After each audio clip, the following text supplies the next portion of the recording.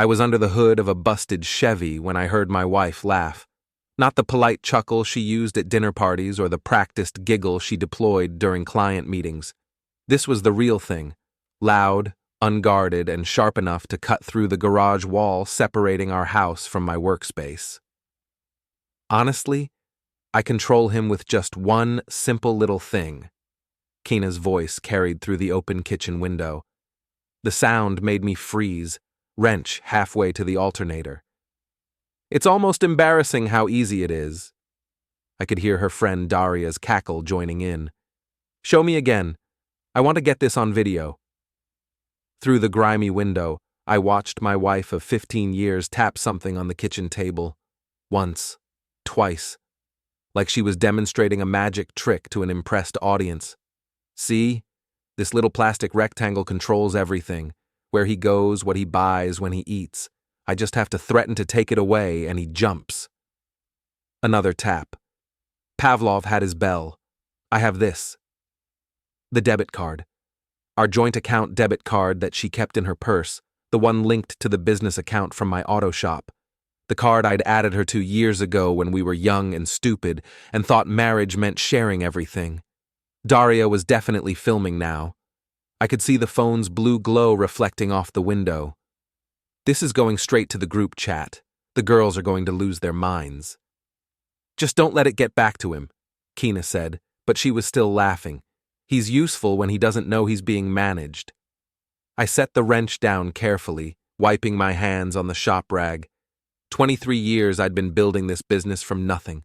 Started in this same garage when I was 19, fresh out of high school with nothing but a toolbox my grandfather left me and a stubborn refusal to work for anyone else. Now I employed 6 mechanics, owned the building, and had enough steady customers to keep the lights on for the next decade. But according to my wife, I was a trained animal performing tricks for table scraps. The kitchen light went out.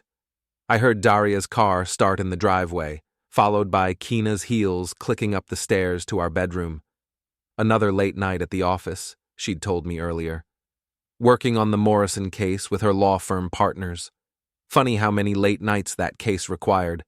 Almost as many as the Henderson merger last month, or the Patterson acquisition before that. I pulled out my phone and opened the banking app. Sure enough, there were charges I didn't recognize. Expensive restaurants I'd never been to, hotels in the next county, shopping sprees at boutiques that wouldn't let someone like me through the front door. The Morrison case was apparently very demanding. My phone buzzed with a text from my son Jackson. Dad, you still up? Need to talk.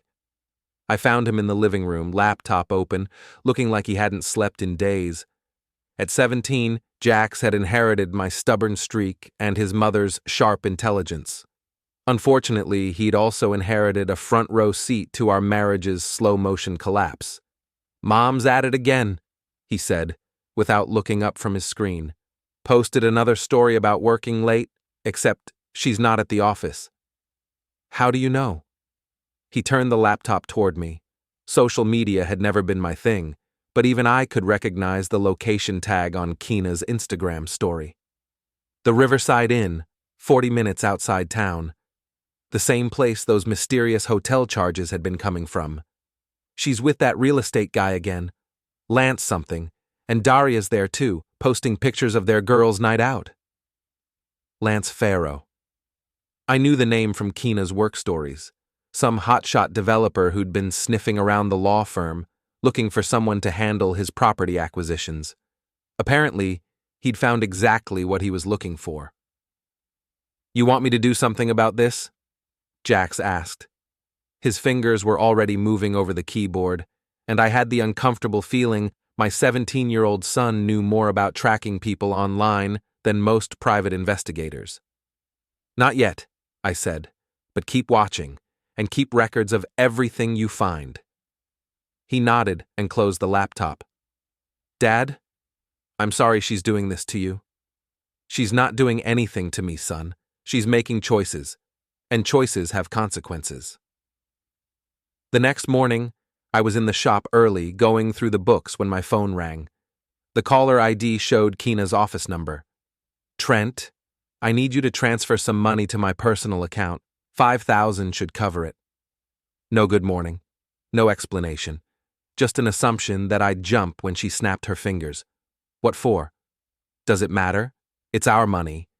Actually, it's my money. From my business. Going into our joint account, which you've been using to fund your extracurricular activities. Silence on the other end. Then, what are you talking about? The Riverside Inn. 3 times last month. Lance Farrow. Should I keep going?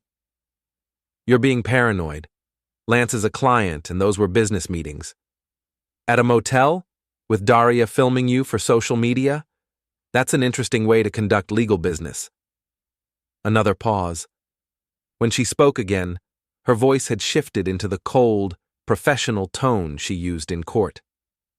I don't know what you think you saw, but you're wrong, and you're embarrassing yourself. Maybe, but I'm not transferring any money. Trent, don't be ridiculous. I have expenses. The car payment is due, and I need to cover lunch with the Morrison team today. Then use your own account. You make twice what I do, remember? You remind me every time we argue about money. My account is for my professional expenses. The joint account is for household things.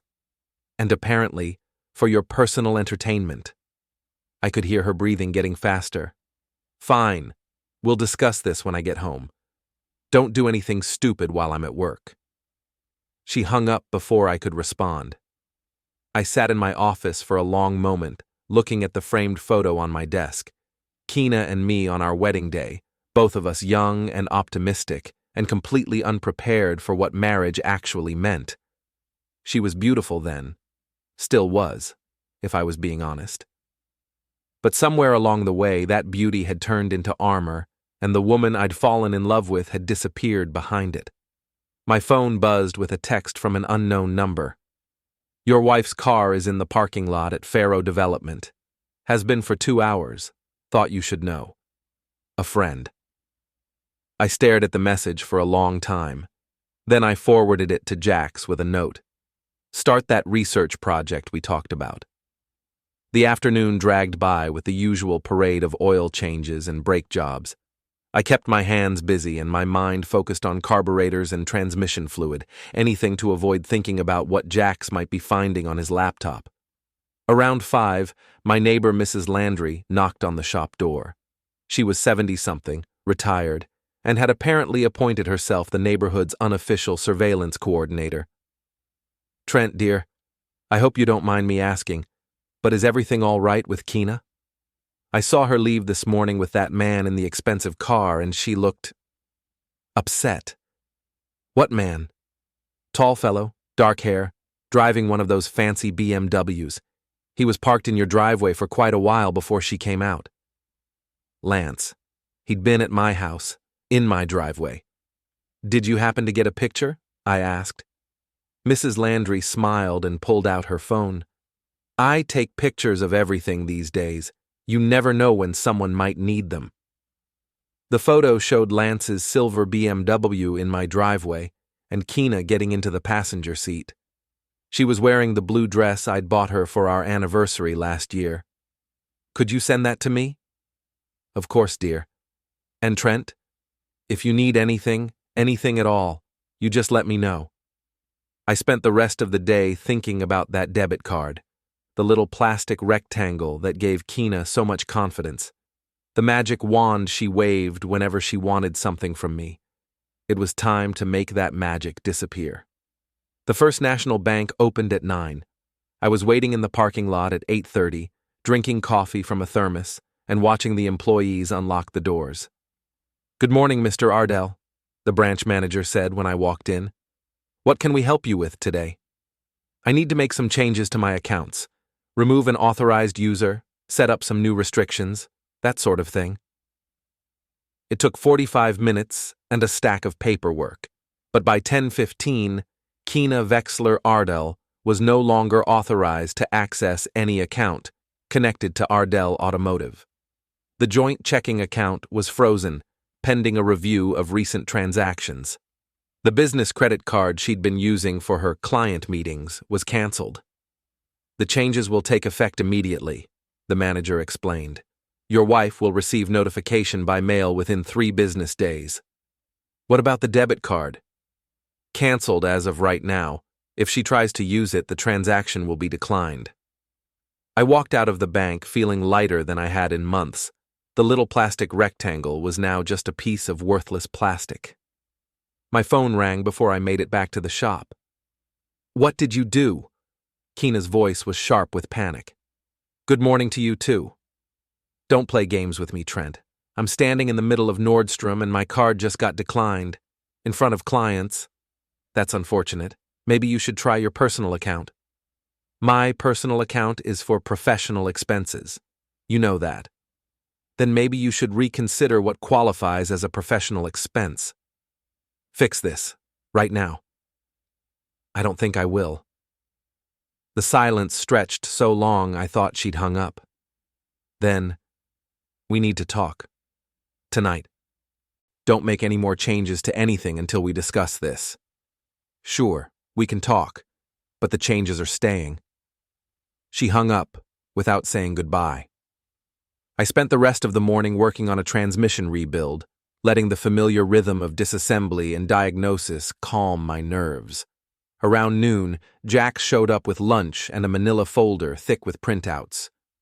You're not going to like this, he said, setting a sandwich and the folder on my workbench. The folder contained screenshots, bank records, social media posts, and what looked like a timeline of events going back 6 months. My son had been thorough. Mom's been planning this for a while, Jack said. The Lance thing started back in February, right after she joined that new fitness club. But it's not just him. What do you mean?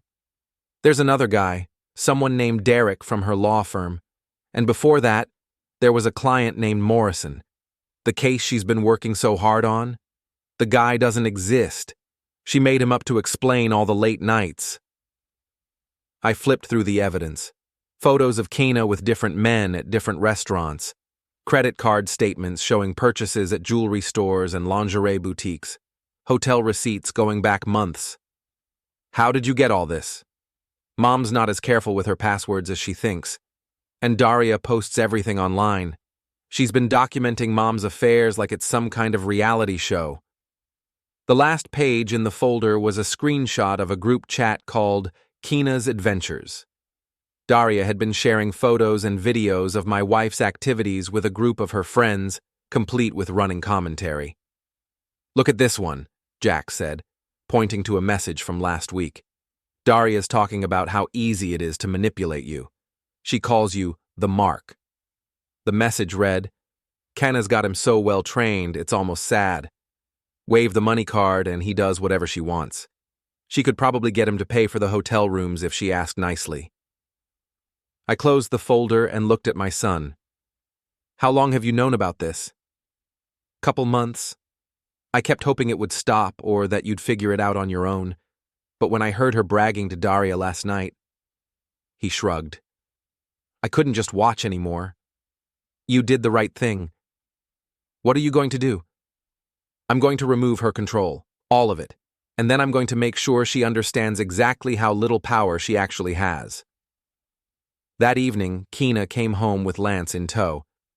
I was in the kitchen, making dinner for Jax and myself, when I heard the BMW pull into the driveway. Trent, we need to talk, Keena announced as she walked in.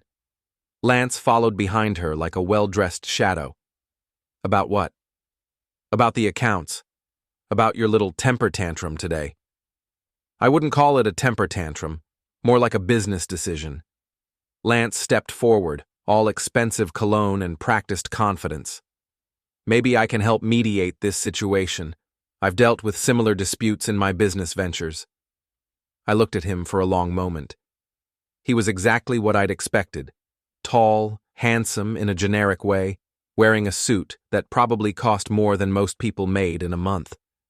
The kind of man who thought money and charm could solve any problem. And you are? Lance Farrow, I'm a business associate of your wife's. Right, the real estate developer. The one who's been helping Keena with her professional expenses. Something flickered in his eyes. I'm not sure what you're implying. I'm not implying anything. I'm stating facts. You've been having an affair with my wife for 6 months. You've been using my money to pay for hotel rooms and expensive dinners. And now you're standing in my kitchen, trying to convince me to give you continued access to my bank accounts. Keena stepped between us. Trent, you're being ridiculous. Lance is here as a friend, trying to help us work through this misunderstanding. There's no misunderstanding. You've been stealing from me to fund your affairs, multiple affairs apparently, and your friend Daria has been documenting the whole thing for entertainment. That's not... I have screenshots, Keena. Bank records, photos, a complete timeline going back to February. Did you really think I wouldn't find out? Lance cleared his throat. Perhaps we should all take a step back and approach this rationally. There might be a way to resolve this that benefits everyone. You're right, I said. There is a way to resolve this. You can leave my house, stay away from my wife, and pretend this conversation never happened. Do that, and I won't send copies of everything I've found to your business partners, your clients, and whoever else might be interested in your professional conduct. His confident smile faltered. You can't threaten me. I'm not threatening you. I'm offering you a choice. Walk away now, or deal with the consequences of your decisions. Keena grabbed Lance's arm. Don't listen to him, he's bluffing. Am I? I pulled out my phone and showed them the screen. Jax had set up an email with attachments ready to send. The recipient list included the Better Business Bureau, Lance's business partners, and about 30 local real estate agents. One button, and everyone in town knows exactly what kind of man you are. Lance looked at the phone, then at Keena, then back at me. This isn't over. Yes, it is. He left without another word. Keena watched him go, then turned back to me with fury in her eyes. You have no right to interfere with my relationships. You're my wife. Those were my accounts, my money, my house. I have every right. This marriage is a partnership, Trent. You can't just make unilateral decisions. Watch me. She stormed upstairs, slamming doors and making phone calls. I could hear her voice through the ceiling, angry and desperate, trying to explain the situation to someone who clearly wasn't sympathetic. Jax appeared in the kitchen doorway. That went well. It's just the beginning, I said. Tomorrow we start phase 2. I woke up at 5:30 to the sound of my phone ringing. The caller ID showed Keena's personal cell. The locks are changed, she said without preamble. I can't get into the house. That's because you don't live here anymore. What are you talking about? Of course I live here. It's my house too. Actually, it's not. The house is owned by Ardell Family Trust, established by my grandfather in 1987. You're listed as a resident, not an owner. And as of yesterday, your residency has been terminated. Silence. Then, you can't do that. I can, and I did. Check your email. You'll find all the relevant documentation, along with a list of your personal belongings that have been packed and placed in storage. The storage unit information is in the email too. Trent, this is insane. You can't throw me out of my own home. It was never your home, Keena. It was my family's home that I allowed you to live in. That permission has been revoked. I'm calling my lawyer. Good idea. While you're at it, you might want to ask them about the adultery clauses in our prenuptial agreement, specifically the part about forfeiture of spousal support in cases of infidelity. Another long silence. What prenuptial agreement? The one you signed the week before our wedding. The one your lawyer recommended when you found out about the family trust. The one that protects my assets in case of divorce. I never signed any... She stopped. I could practically hear her remembering. You signed it at the same time as the marriage license paperwork. Your lawyer called it a formality, remember? Something about protecting both our interests. That was 15 years ago. Those agreements can be challenged. They can. But this one won't be. Not when the other party has documented evidence of multiple affairs spanning 6 months. I hung up and got dressed for work. By the time I made it to the shop, my phone had 17 missed calls from Kina and 3 from numbers I didn't recognize. The first customer of the day was Mrs. Landry, bringing her ancient Buick in for an oil change. "I heard quite a commotion at your house last night," she said, handing me her keys. "Everything all right?" "Just some domestic reorganization. Nothing to worry about." "Well, if you need anything, you know where to find me. And Trent? That photo I took yesterday, I made copies, just in case." Smart woman. Around 10, a black sedan pulled into the shop parking lot. 2 men in suits got out and walked toward my office.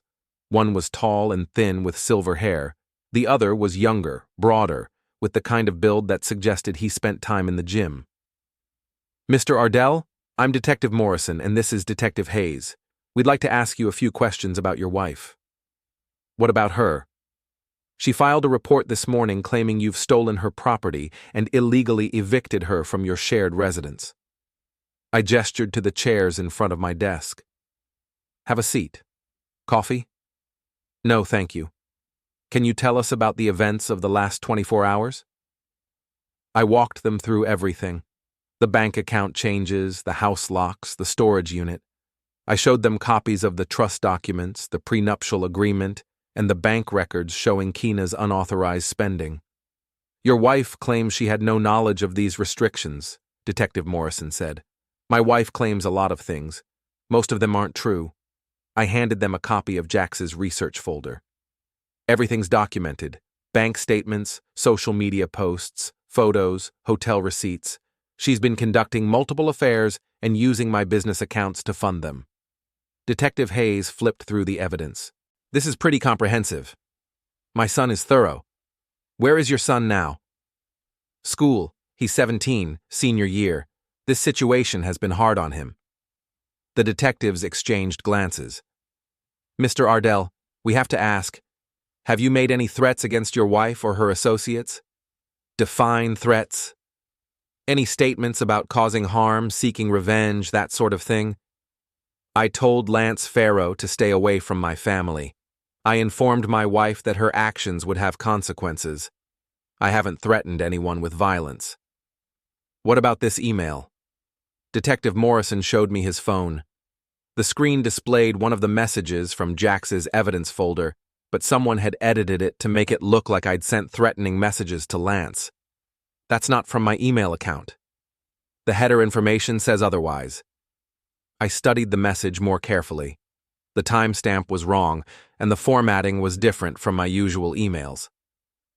"Someone faked this. Check the IP address. It won't match any of my devices." "We'll look into that. In the meantime, we need you to stay away from your wife and Mr. Farrow." "That won't be a problem. I have no interest in seeing either of them." After the detectives left, I called Jax at school.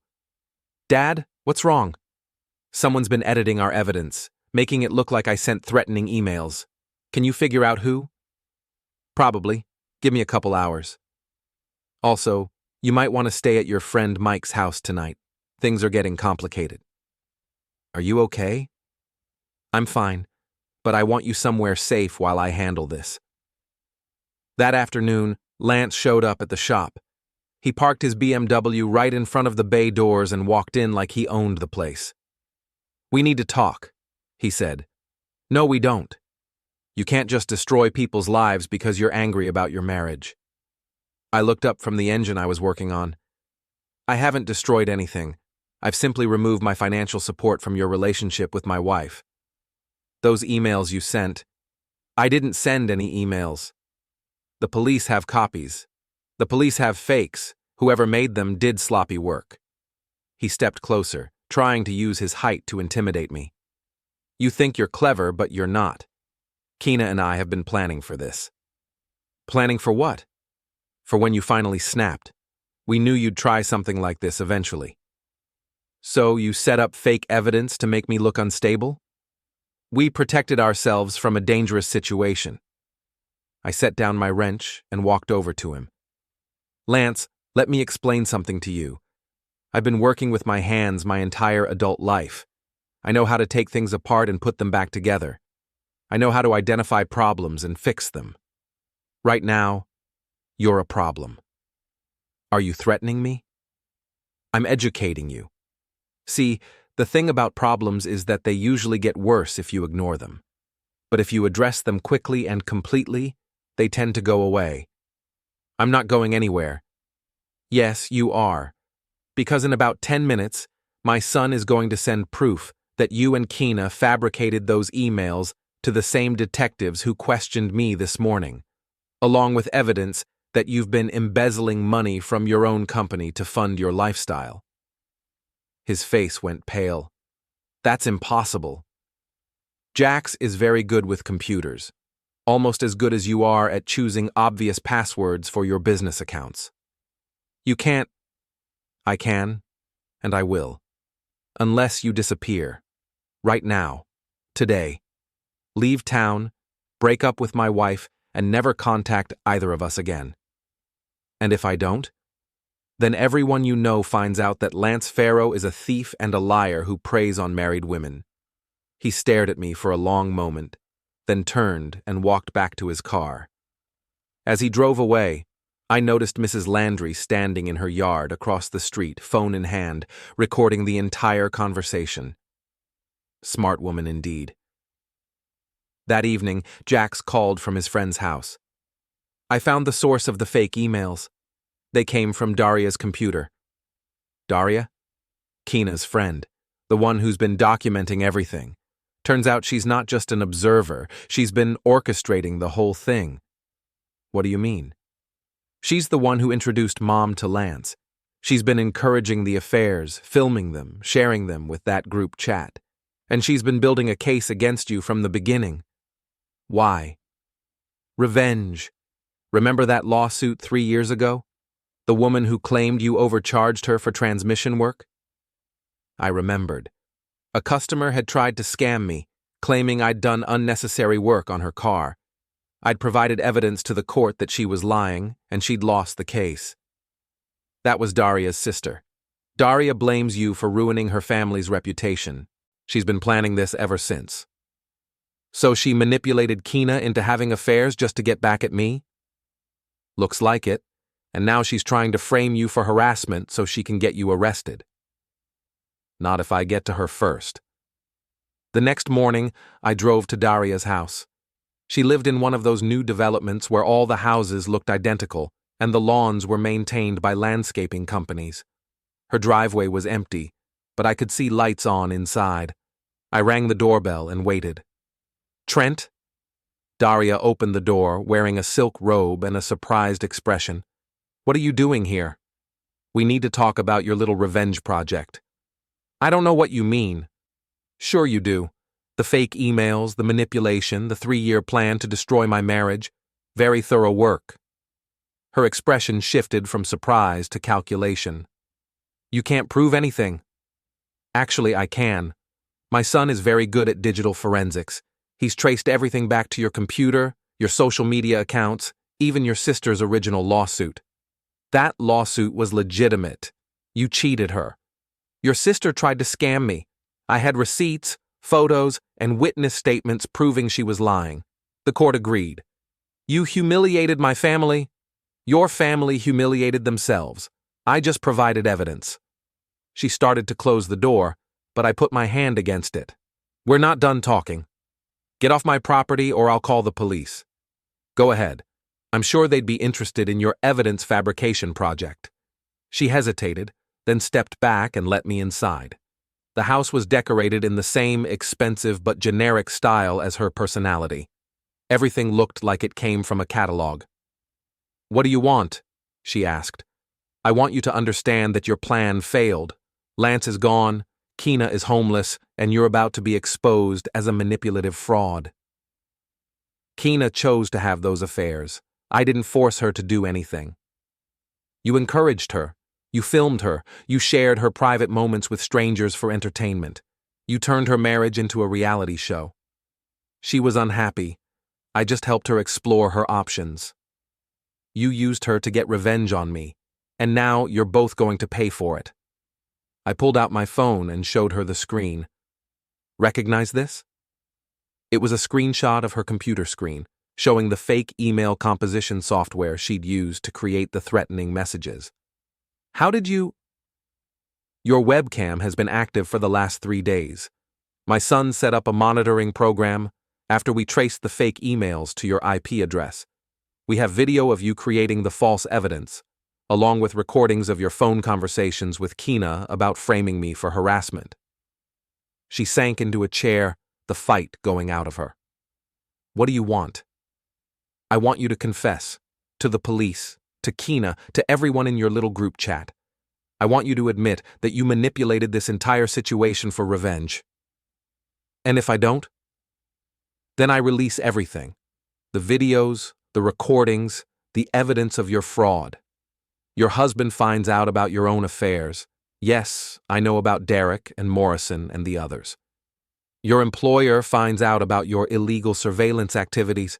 Your friends find out that their private conversations have been recorded and shared.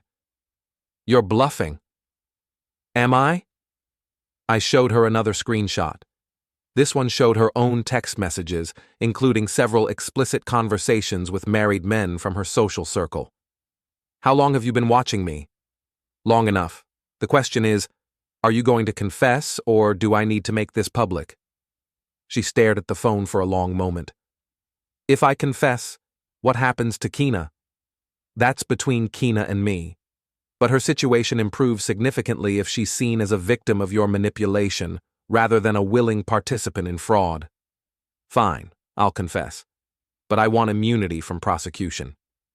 You're not in a position to negotiate. You'll confess because it's the right thing to do, and because the alternative is much worse. An hour later, we were at the police station. Daria sat across from Detective Morrison, with her lawyer beside her, and me observing from the corner. I need to retract my previous statement about Mr. Ardell, she began, and I need to confess to several crimes. The confession took 2 hours. By the end, Detective Morrison had a complete picture of Daria's 3-year revenge plot, including the fake emails, the manipulation of Kina, and the illegal surveillance activities. This is one of the most elaborate schemes I've seen in 20 years of police work, he said when Daria finished. You realize you're facing multiple felony charges? I understand. Mr. Ardell, we owe you an apology, and we'll need you to provide a complete statement about your wife's situation. I spent another hour explaining the financial fraud, the affairs, and the property issues. By the time I left the station, Kina's criminal complaints had been dismissed, and Daria was in custody pending bail. My phone rang as I walked to my truck. Trent, it's Kina. I just heard about Daria. Is it true? Which part? All of it. The manipulation, the revenge plot, the fake evidence. Yes, it's true.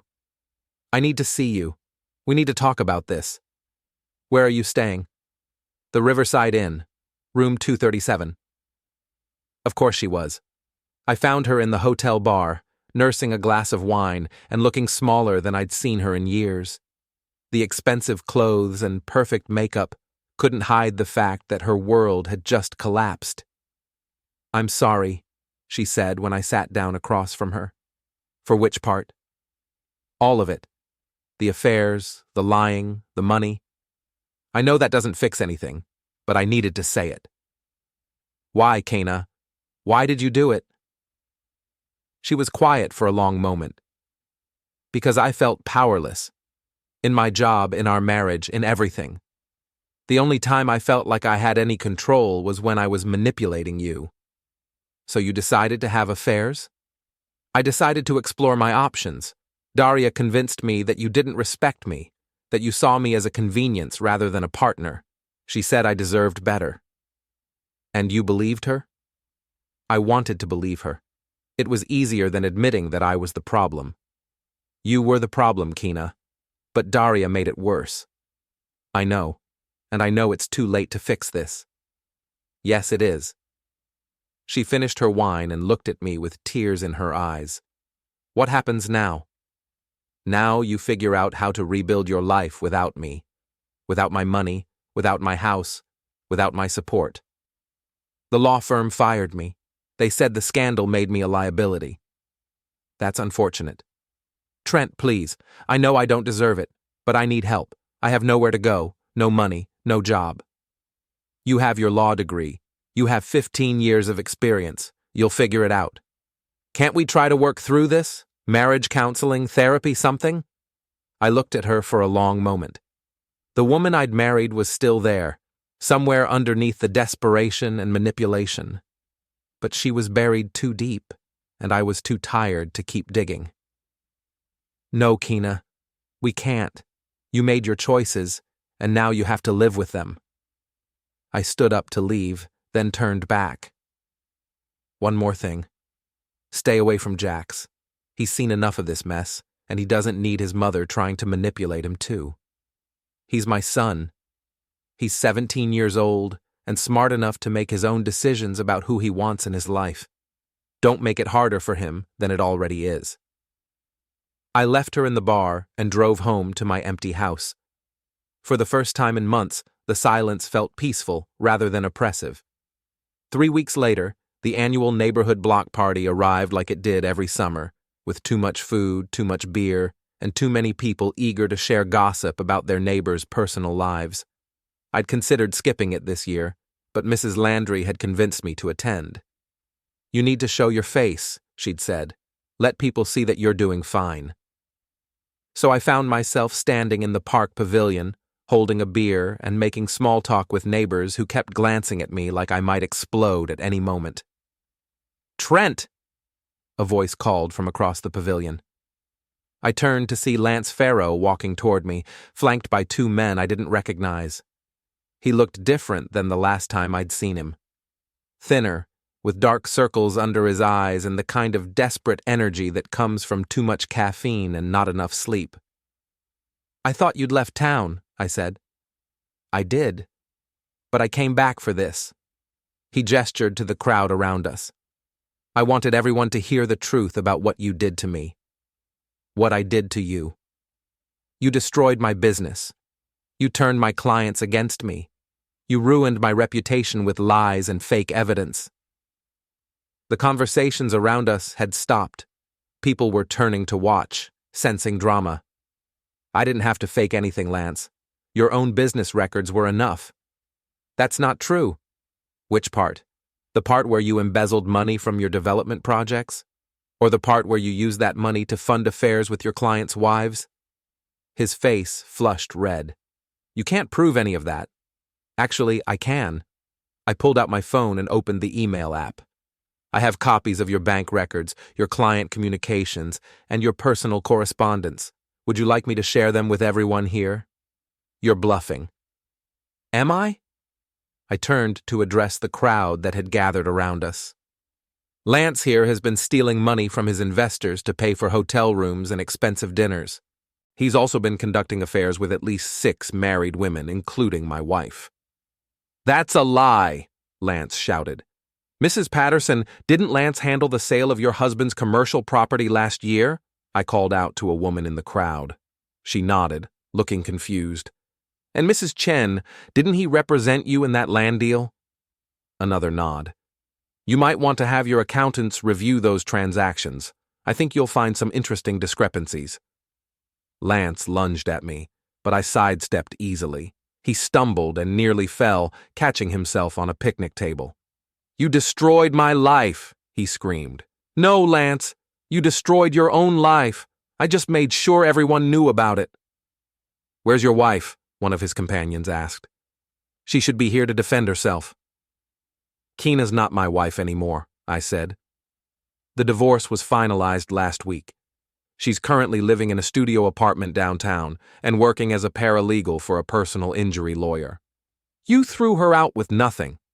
I gave her exactly what she deserved, which was nothing. Lance straightened up and tried to regain his composure. You think you've won, but this isn't over. I'm going to sue you for defamation, harassment, and intentional interference with my business relationships. Good luck with that.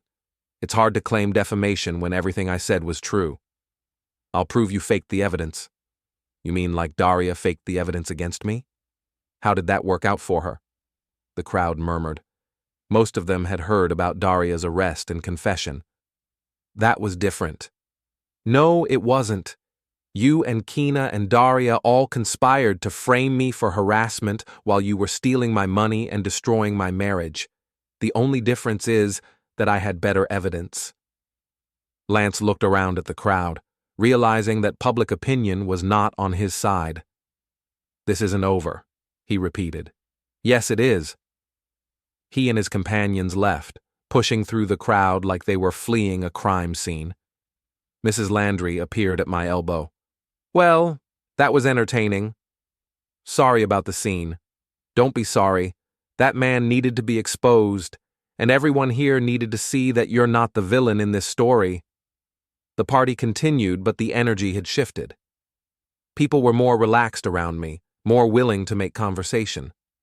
Several neighbors came over to offer support and share their own stories about Lance's questionable business practices. Around sunset, Jax showed up with his girlfriend Amy. "Dad, you missed the best part," he said. "Lance's car got towed from the parking lot. Apparently his registration expired and his insurance was canceled. Karma has a sense of humor. Also, I got into State University. Full academic scholarship." I hugged him, feeling proud and relieved. "That's fantastic, son. I wanted to thank you for handling all this the way you did, for protecting me from the worst of it. You protected yourself, and you protected me too." As the evening wound down, I found myself sitting alone at a picnic table, watching the cleanup crew pack away the decorations and leftover food. My phone buzzed with a text from an unknown number. "I heard about the party. I'm sorry Lance bothered you. I hope you can find some peace now. K." I stared at the message for a long moment, then deleted it without responding. Mrs. Landry sat down across from me. "Penny, for your thoughts?" "Just thinking about control," I said. "How people think they have it when they really don't. And how sometimes the best way to take control is to let go of the things you can't change." Something like that. "You did the right thing, Trent. It wasn't easy and it wasn't pretty, but it was right." "I hope so. I know so. I've been watching people make mistakes for 73 years. Trust me, you handled this better than most would have." I finished my beer and stood up. I should get home. "Good night, dear, and remember, tomorrow is a new day." I walked home through the quiet neighborhood, past houses full of families and couples and people living their ordinary lives. For the first time in months, I felt like I belonged among them again. The house was dark when I got home, but it felt warm and welcoming rather than empty. I turned on the lights and looked around at the space that was truly mine again. No hidden agendas, no secret meetings, no manipulation disguised as marriage. I poured myself a whiskey and sat in my favorite chair, thinking about the future.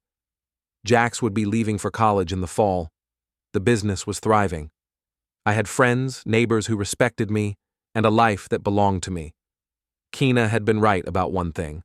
I was easy to control as long as I didn't know I was being controlled. But once I understood the game, once I saw the strings and the manipulation and the lies, the control became mine. I'd taken away her little plastic rectangle, her magic wand, her source of power over me. But more than that, I'd taken away the illusion that she could manipulate me without consequences. The table was empty now, clean, ready for whatever came next. And I was finally free to decide what that would be.